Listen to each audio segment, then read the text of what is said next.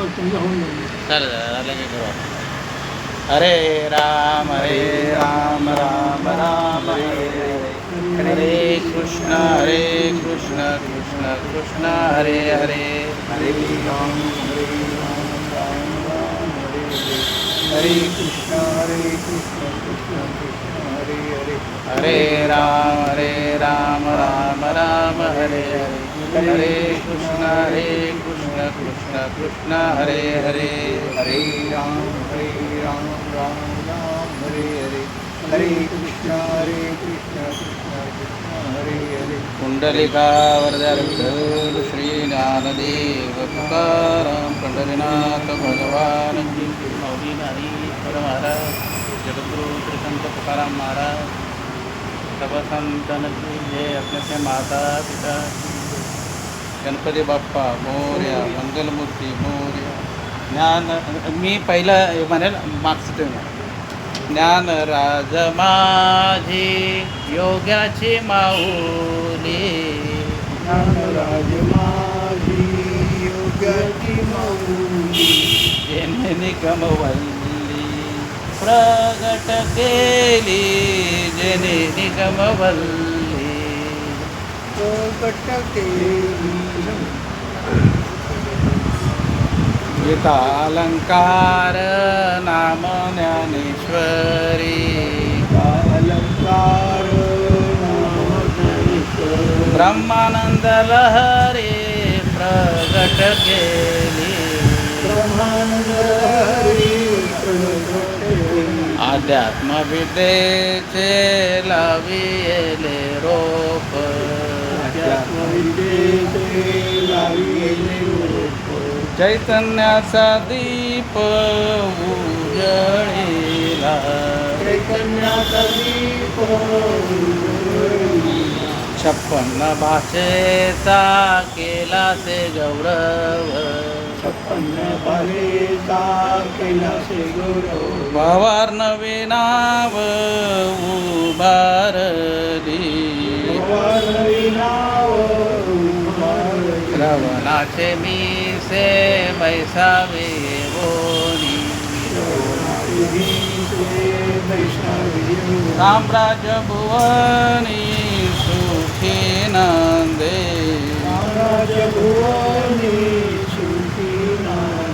नाम मने ग्रंथ श्रेष्ठ ज्ञान देवी, श्रेष्ठ ज्ञान देवी. एक तरी ओवी अनुभवावी, एकतरी ओवी अनुभवावी. गीता अलंकार नाम ज्ञानेश्वरी, अलंकार नाम ज्ञानेश्वर, ब्रह्मानंद लहरी प्रगट केली. ब्रह्मानंद हरी. आता आज आपल्याला अध्याय क्रमांक 3 आणि श्लोक क्रमांक 7 हा घ्यायचा आहे. ज्ञानेश्वरी घरोघरी, अर्थात ज्ञानेश्वरीची कार्यशाळा या कार्यक्रमात आपलं सर्वांचं स्वागत आहे. मी पहिल्यांदा श्लोक म्हणतो, माझ्या मागे आपण म्हणायचं आहे. यस्मिंद्रियाणि मनसा नियम्य भरते अर्जुन, कर्मेंद्रिये कर्मयोग, मसक्त स विशस्यते. आता पूर्ण म्हणेल आणि पूर्ण मग आपण मागे म्हणायचं. यस्त्विंद्रियाणि मनसा नियम्य रभते अर्जुन, कर्मेंद्रिये कर्मयोग मसक्तस् विशस्यते.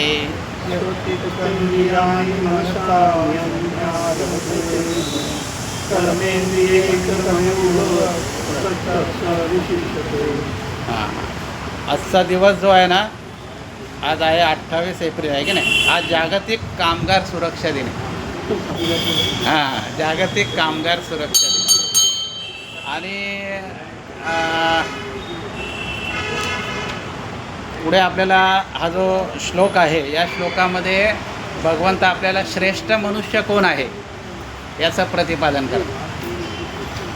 तर ही जी लक्षणं सांगितली याच्यामध्ये आपण बसतो का असं आपण आत्मपरीक्षण आता करायचं आहे. बघा आता पहिल्यांदा भगवंत काय सांगतात की यस्विंद्रिया आणि मनसा, जो इंद्रियांना मनाने वश करतो, नियम्भ्या रभते अर्जुना, जो नियम्भ्या म्हणजे वश करणे, जो मनाने इंद्रियाला वश करतो आणि काय करतो, कर्मेंद्रिय कर्मयोग आणि कर्म इंद्रियाद्वारे कर्मयोग करतो. आता हे करताना तो काय करतो, मसक्तस विशेषते, म्हणजे तो आसक्तीरहित कर्मयोग करतो.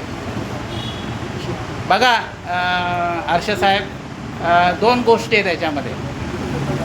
एक कर्म तर आपण करतोच, तुम्ही आम्ही करतोच, परंतु आपण काय करतो, काहीतरी आपल्याला आसक्ती आहे, म्हणजे सक्ती आहे, आसक्ती नाही, आपल्याला सक्ती आहे, म्हणजे काहीतरी आपल्याला पाहिजे म्हणून आपण हवं असतं म्हणून आपण कर्म करतो.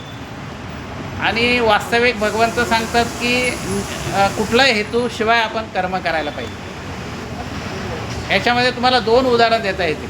एक आंब्याची कोय असते बघा, ती काय करते, ती रसाला चिटकूनच राहते चिटकून राहते की नाही. हां, बरं आता तुम्ही चिकूची बी घेतली, चिकूची बी चिटकते का? तुम्ही बघा चिकू फोडला ना तर ती लगेच उडी मारते ती बाहेर पडते आपोआप, परंतु ती कोय त्याच्यामध्येच राहते. आपलं तसंच आहे. जो निष्काम कर्मयोगी आहे ना, तो काय करतो, कर्म करून मोकळा होऊन जातो. आणि आपण काय करतो, आपण त्याला चिटकतो कितीतरी वर्ष फार 50 वर्षापूर्वीच सांगतो, मी हे केलं, मी ते केलं, मी असं केलं. मग काय होतं याने काय होतं, याने आपण त्याच्यात बंधनात अडकलं जातं. बघा मी मागे तुम्हाला सांगितलं होतं, संसदेमध्ये नरेंद्र मोदींनी साहेबांनी भाषण केलं होतं. त्यांनी आपले माजी पंतप्रधान मनमोहन सिंग यांच्यावर आरोप केला होता भ्रष्टाचाराचा. परंतु त्यांनी अशी लकबीने, आता ते काय ते म्हणजे ते मोदी साहेबांच्या डोक्यात कधी काय येईल आणि कसं काय कल्पकता जशी म्हणजे माणसाला, म्हणजे ते मोठे वक्ते आहेत. ते बोलले बा भ्रष्टाचार कसा करावा मनमोहन सिंगकडून शिकवा म्हणजे. ते का म्हणतात म्हणे, कसं म्हणे, आंघोळ करायची रेनकोट घालून म्हणे आंघोळ तर करायची पण भिजलं नाही पाहिजे, तसं आहे. म्हणजे त्यांनी भ्रष्टाचार केला पण ते अडकले नाही ना त्याच्यामध्ये. असं त्यांना, असा तो कर्मयोगी असतो. कर्मयोगी कर्म करतो पण त्याच्यात अडकत नाही. मी हे केलं ते केलं असं म्हणत नाही. आणि याच्यामध्ये कसं आहे माहिती आहे का, श्रेष्ठ मनुष्याचे 3 लक्षणं आपल्याला ह्या श्लोकामध्ये सांगता येतील. कुठलं पहिलं लक्षण असं आहे की जो मनाने इंद्रियावर ताबा ठेवतो.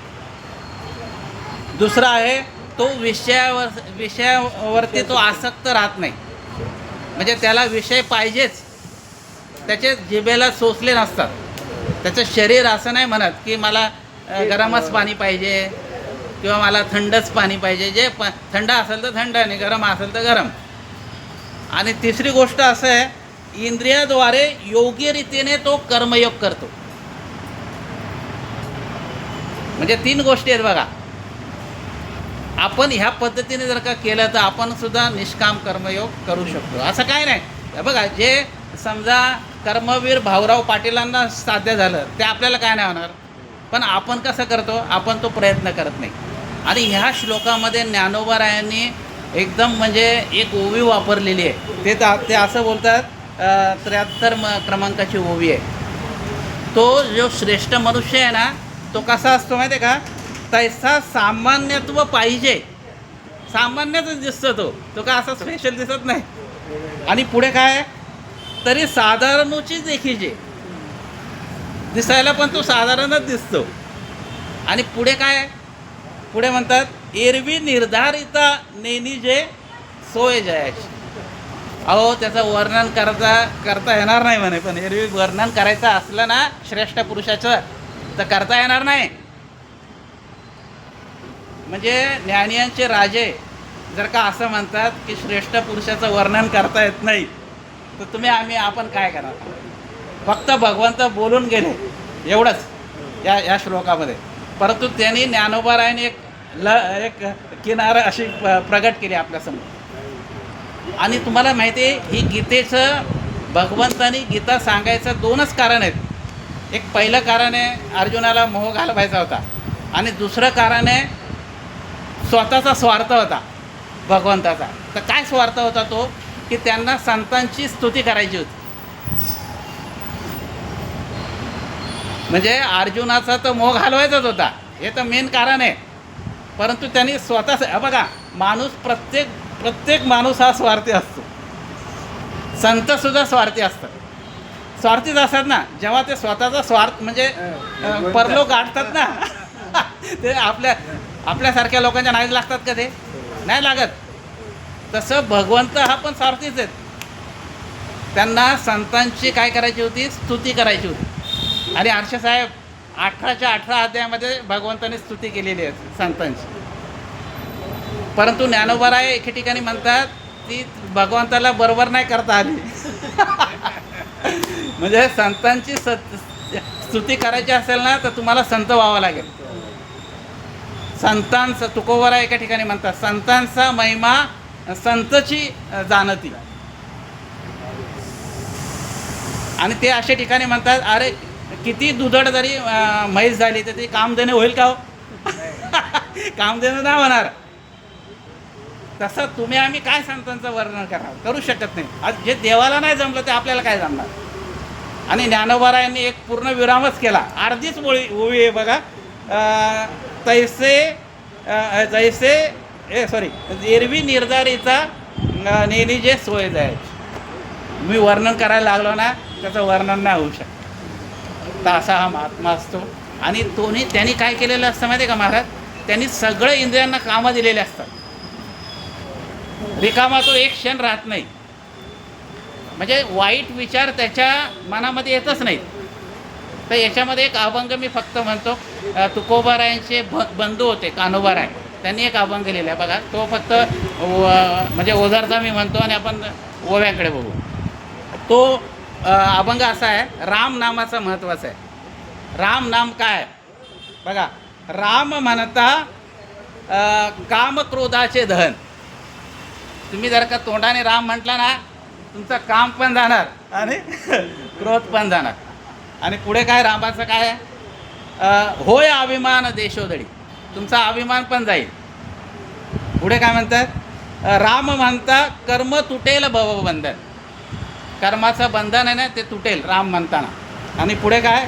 नये श्रम शीन स्वप्नाचंही. तुम्हाला शीन होणार नाही आणि श्रम पण होणार नाही. पुढे काय? राम म्हणता जन्म नाही गर्भवास. रामाचं नाव घेतलं ना, तर परत तुम्हाला जन्म मिळणार नाही, गर्भवासात तुम्ही जाणार नाही. आणि पुढे काय? नवे दारिद्र्यास पात्र कधी. तुमच्या दारिद्र्य कधी तुमच्याकडे येणारच नाही राम म्हटल्यानंतर. आणि पुढे काय आहे? राम म्हणता यम शरणागत बापुढे. अहो यमसुद्धा तुम्हाला शरण जाईल अशी एवढी ताकद त्या रामनामामध्ये. आणि पुढे काय म्हणतात? अढळ पद पुढे काय तेथे.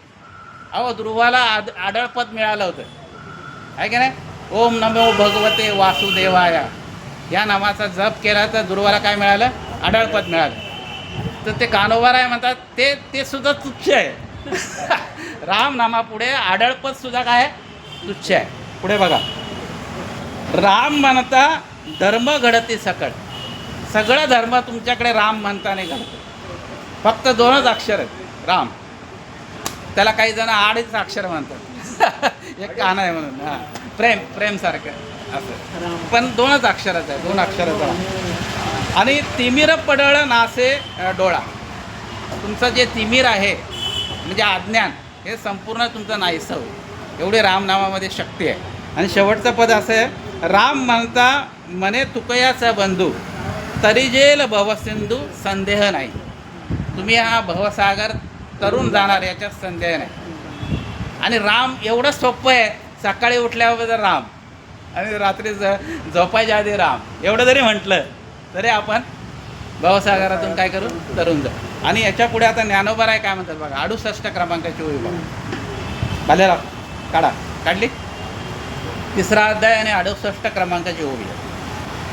जो अंतरे दृढ जो अंतरी गुरु परमात्मा रूपे गुडू परमात्मकी गुरु बाह्य भागोतरे रूढो लौकिक दैसा बाह्य भागुतरी गुरु लौकिक जैसा जो श्रेष्ठ पुरुष काय असतो, अंतकरणात ठाम असतो. तो निर्णय एकदा त्यांनी घेतला तर तो बदलत नाही आणि काय परमात्म्यामध्ये कायम रंगून गेलेला असतो आणि मात्र बाहेरून सामान्य लोकांसारखाच दिसतो.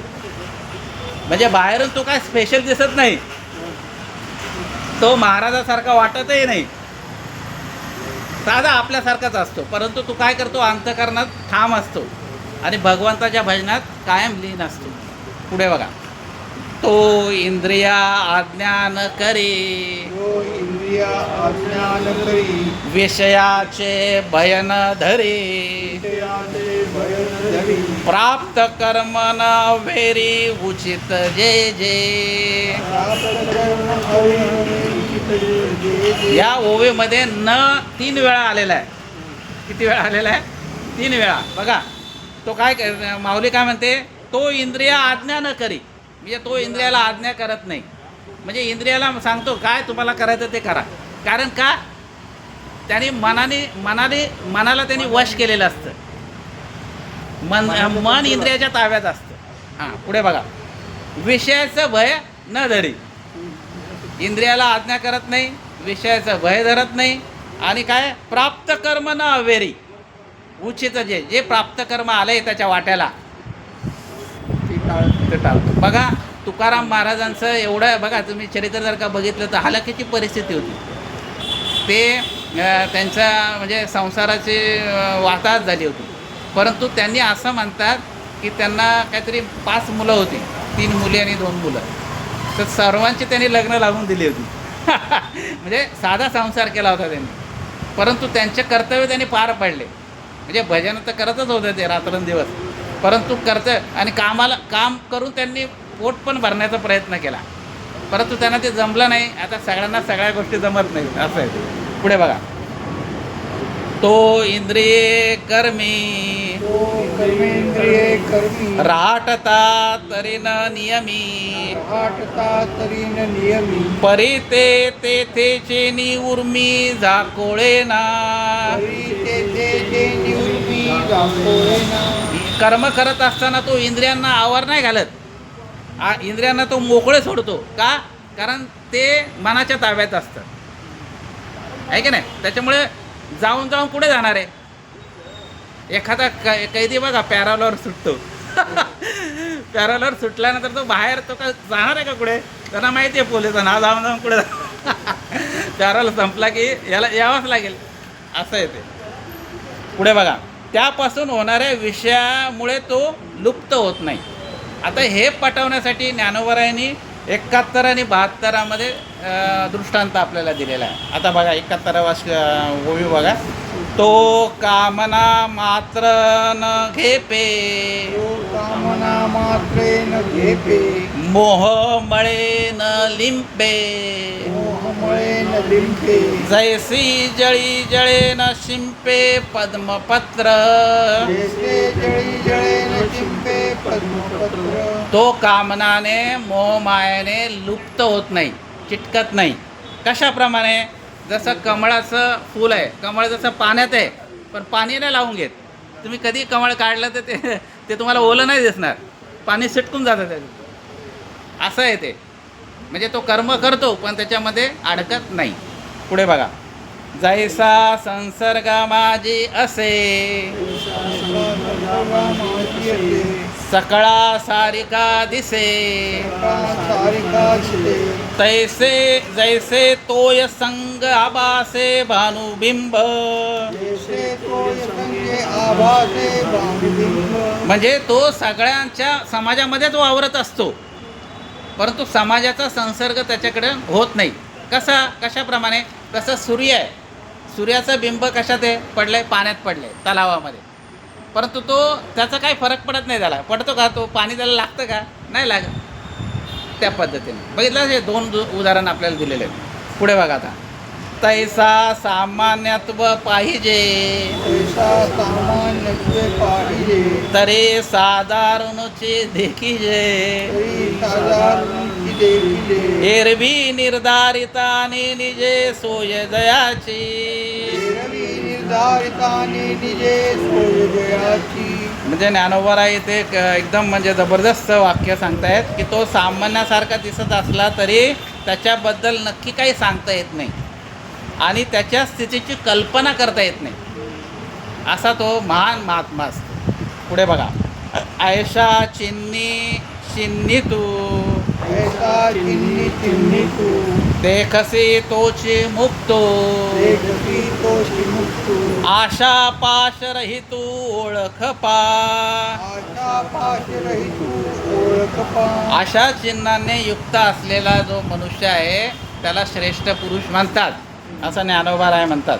आणि त्याची आशापाश सगळी सुटलेली असते. गेली भक्त ऐसे जाना जे देही उदास गेली आशापाश निवारून विषय तो त्यांचा झाला नारायण नावडे जन धन माता पिता. म्हणजे भगवंताशिवाय त्याला काही आवडत नाही. पुढे बघा अर्जुना तोची योगी अर्जुना तोषी योगी विशेष जो जगी जे जो योगी मनोनी ऐसा होय या लागी मनिपे तुते. मनोनी ऐसा होया लागी म्हणजे तुझे. म्हणजे अर्जुना तू असा हो योगी हो कर्मयोगी हो आणि कर्मयोगी जर का तू झाला तर तुला काय होईल म्हणजे तुला निष्काम कर्मयोग जर का तू केलास तर तुला माझी प्राप्ती होईल. आता अशी प्राप्ती झालेली आहे पण ही खरी प्राप्ती नाही आहे. तू माझ्यात अजून विलीन झालेला नाही आहे. तू केव्हा विलीन होऊ शकतो जेव्हा तू कर्म युद्ध कर पाहिलं आहे की नाही. पुढची ओवी बघा आता शेवटची ओवी आहे. तू मानसा नियमू करे मानसा नियम करी निश्चळ होय अंतरे निष्कळू होय अंतरी. मग कर्मेंद्रिये व्यापारी वर्ततू चुके. मग कर्मेंद्रिय व्यापारी वर्तते. तू काय कर माहिती आहे का प्रथम मनाला आवर घाल आणि मग खुशाल व्यापार कर. हा शरीराचा व्यापार खुशाल कर. काही म्हणजे तुझं काय तुला ड्युटी करायची आहे डबल ड्युटी करायची ती कर. फक्त तू काय कर मनाला आवर. कारण बघा काम करत असताना कधी कधी आपल्याला समजा सरकारी ऑफिसमध्ये आपण असू तर आपल्याला कधी कधी लाच घ्या बाबासाहेब एवढे पैसे घ्या 15-20 हजार रुपये पण माझं काम करा. मग त्यावेळेला आपण मोह आवारला पाहिजे लाच घेतली नाही पाहिजे. आमचे ते एक हे होता तलाठी म्हणजे असं आहे बाबा बाबा बाबा बाबा एवढे पैसे ते पगारच घेत नाहीत असं म्हणतात. वरतीच बघत नाही तो. हा वरतीच बघत नाही. वरतीच बघत नाही. आपण तर साहेब बरोबर. तर मागे एकाने काय शक्कल लढवली म्हणे याच्या आता ना लाचलुचपत खात्यामध्ये आता त्याचं हेच करतो म्हणे याचा गेमच करतो म्हणे. असा एक शेतकरी साधा शेतकरी होता तर तो खरंच गेला तिथे म्हणे तो लय त्रास देतो म्हणे असा तलाठी आहे म्हणे. त्यांनी लगेच ते 3,000च्या नोटा दिल्या कडक त्यांच्या नोटा असतात ते हे लावून काय पावडर बिवडर लावून 8 वाजले. हा झालं. आणि ते त्याला दिल्यानंतर काय झालं माहिती आहे का हां ते त्याला दिल्यानंतर त्याने पकडला गेला ना तो. म्हणून आवरलं गे मन आपल्या नेहमी काय पाहिजे कंट्रोलमध्ये पाहिजे आहे की नाही. म्हणून तू काय कर इंद्रिय ताब्यात घे. आणि पुढचा श्लोक जो आहे 8वा श्लोक याच्यामध्ये भगवंत आपल्याला शास्त्रविहित कर्म कसं करायचं ते पुढच्या श्लोकात आपल्याला बघायला मिळेल आहे की नाही. कुंडलिकावरती श्री ज्ञानदेव पंढरीनाथ भगवान माऊली ज्ञानेश्वर महाराज जगद्गुरु श्री संत तुकाराम महाराज संत माता गणपती बाप्पा मोरया मंगलमूर्ती माता विश्वात्मके देवे येणे वाग्यज्ञ तोषावे तोषोनी मद द्यावे पसाय दान हे खळांची व्यंकटी सांडो दया सत्कर्मरते वाढो उदा परस्परे पडो मैत्र जीवाचे एकांते किमिराओ विश्वसधर्म सूर्य पाहो जो जे वांछिल तो ते लावो प्राणीजात वर्षत सकळ मंगळी ईश्वर निष्ठांची मांदियाळी अनवरत भूमंडळी भेटू बुधा चला कल्पतरुचे अरव चेतना चिंतामणीचे गाव बोलते जे अर्णव पियुषांचे चंद्रमे जे अलांछन मार्तंड जे तापैन ते सर्वाय सदा सज्जन सुविदे होतो किंबहुना सर्वसुखी पूर्ण होणी ती लोकी भजती जो आदिपुरुषी अखंडित आणि ग्रंथो विजय विशेष लोकी दृष्टादुष्ट विजय होवावेजी एत मने श्री विश्वेश्वराहो हा होईल दान पसाहो येणे वरे ज्ञानदेव सुखिया झाला येणे वरे ज्ञानदेव येणे वरे ज्ञानदेव सुखिया हरि ओम शांती शांती